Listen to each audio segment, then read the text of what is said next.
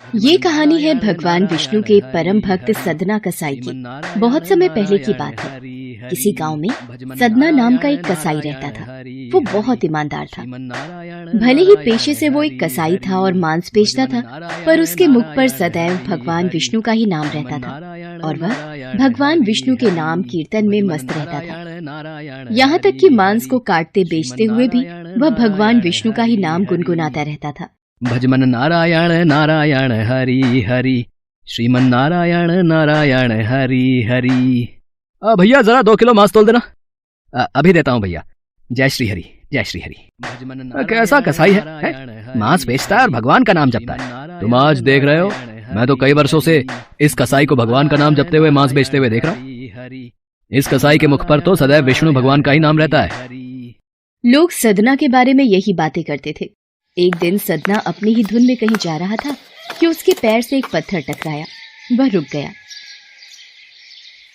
अरे, ये काले रंग का गोल पत्थर कैसा? इसे उठाकर रख लेता हूँ। देखने में तो बहुत बढ़िया दिखाई पड़ता है। ये पत्थर मांस तोलने के काम आ जाएगा। आज इसी पत्थर से वजन तोलता हूँ। हाँ भैया, कितना मांस देना है? 1 किलो तोल दो भैया। इसका मतलब ये पत्थर 1 किलो वजन का है। भैया जरा 2.5 किलो मांस देना। अरे ये क्या, ये पत्थर 2.5 किलो वजन का कैसे हो गया? एक बार 5 किलो रखकर देखता हूं। ये कैसे हो सकता है? ये पत्थर कोई साधारण पत्थर नहीं है। ये तो कोई जादुई पत्थर है। जितना वजन तोलना होता है, ये पत्थर उतने वजन का ही हो जाता है। धीरे धीरे ये बात फैलने लगी कि सदना कसाई के पास वजन करने वाला पत्थर है। वो जितना चाहता है पत्थर उतना ही तौल देता है। किसी को 1 किलो मांस देना होता तो तराजू में उस पत्थर को एक तरफ डालने पर दूसरी ओर 1 किलो का मांस ही तुलता। अगर किसी को 2 किलो चाहिए हो तो वह पत्थर 2 किलो के भार जितना भारी हो जाता। इस चमत्कार के कारण उसके यहाँ लोगों की भीड़ जुटने लगी। भीड़ जुटने के साथ ही सदना की दुकान की बिक्री बढ़ गई। मुझे तो लगता है ये किसी जादूगर का पत्थर रास्ते में कहीं गिर गया होगा और ये मुझे मिल गया। इस जादुई पत्थर के आ जाने से मेरी बिक्री और बढ़ गई है। जय श्री हरि, जय श्री हरि। एक दिन सदना की बात उस गांव के पंडित तक भी पहुंची। हालांकि वो ऐसी अशुद्ध जगह पर नहीं जाना चाहते थे जहां मांस कटता हो व बिकता हो, किंतु जब एक भक्त ने उन्हें उस पत्थर के बारे में बताया तो पंडित जी के मन में उस चमत्कारिक पत्थर को देखने की उत्सुकता जाग गई। पंडित जी, आप नहीं जानते, उस सदना कसाई के पास सचमुच एक जादुई पत्थर है। हाँ, जो अपना वजन सामान के अनुसार ही कर लेता है। एक बार चलकर देख लें तो अवश्य ही वो पत्थर देखकर आप चकित हो जाएंगे। अब तो इतना जोर दे ही रहा है तो दूर से मैं उस पत्थर को देख लूंगा, पर निकट नहीं जाऊंगा। चल देखूं तो आखिर कौन सा जादुई पत्थर उस सदना कसाई के पास है।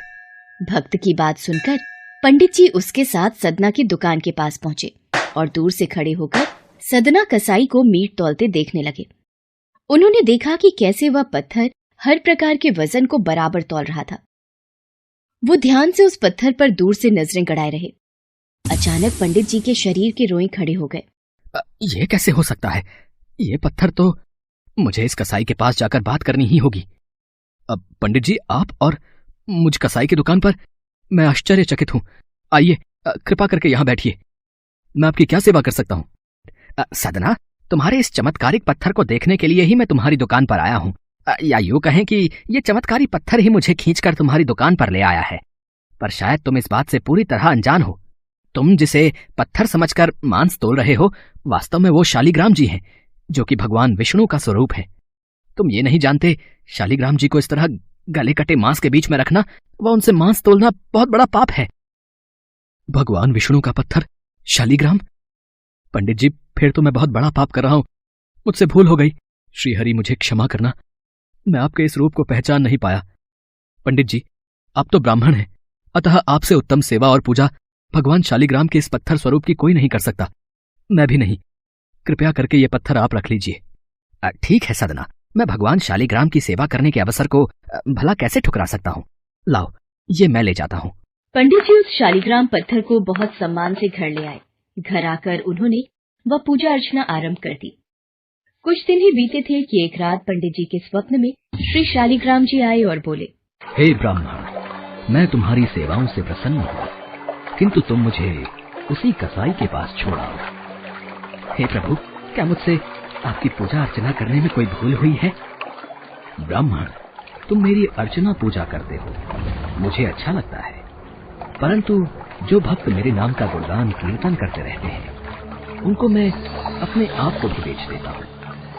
सदना तुम्हारी तरह मेरी पूजा अर्चना नहीं करता है, परंतु वो हर समय मेरा नाम गुनगुनाता रहता है, जो कि मुझे अच्छा लगता है।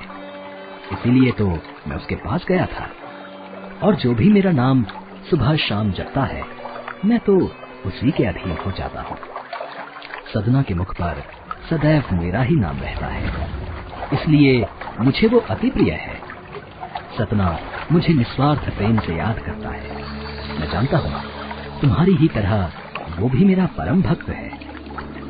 ठीक है प्रभु, जैसी आपकी आज्ञा, मैं कल ही आपका ये स्वरूप उस कसाई को सौंप आऊंगा। पंडित जी अगले दिन ही सदना कसाई के पास गए व उनको प्रणाम करके सारी बात बताई। सदना, तुम महान हो। भगवान विष्णु श्री हरि ने स्वयं तुम्हारे पास रहने की इच्छा जताई है। वो चाहते हैं कि उनके आशीर्वाद स्वरूप ये शिला सदैव तुम्हारे पास ही रहे और वे तुम्हारे द्वारा की गई सेवा का लाभ उठाएं। सच पंडित जी, प्रभु श्री हरि ने ऐसा कहा। वो मुझ कसाई के पास रहना चाहते हैं। यदि प्रभु मेरे पास इस दुकान पर, जहां मैं मांस बेचता हूं, रह सकते हैं, तो मैं क्यों उनके लिए अपना सर्वस्व छोड़कर उनकी भक्ति में नहीं लग सकता। मैं आपसे मांस नहीं बेचूंगा। मैं अपने श्री हरि विष्णु भगवान की भक्ति में लीन रहूंगा। मेरा आज से यही नियम है, भगवान श्री हरि की भक्ति करना। पंडित जी ने श्री शालिग्राम जी को सदना को सौंप दिया। सदना कसाई की आंखों में आंसू आ गए। मन ही मन उसने मांस बेचने के कार्य को छोड़ देने का विचार और निश्चय किया कि यदि मेरे ठाकुर को कीर्तन पसंद है तो मैं अधिक से अधिक समय नाम कीर्तन ही करूंगा। आगे चलकर सदना कसाई भगवान विष्णु के परम भक्त कहलाए और उनकी कीर्ति व नाम चारों दिशाओं में विख्यात हो गया।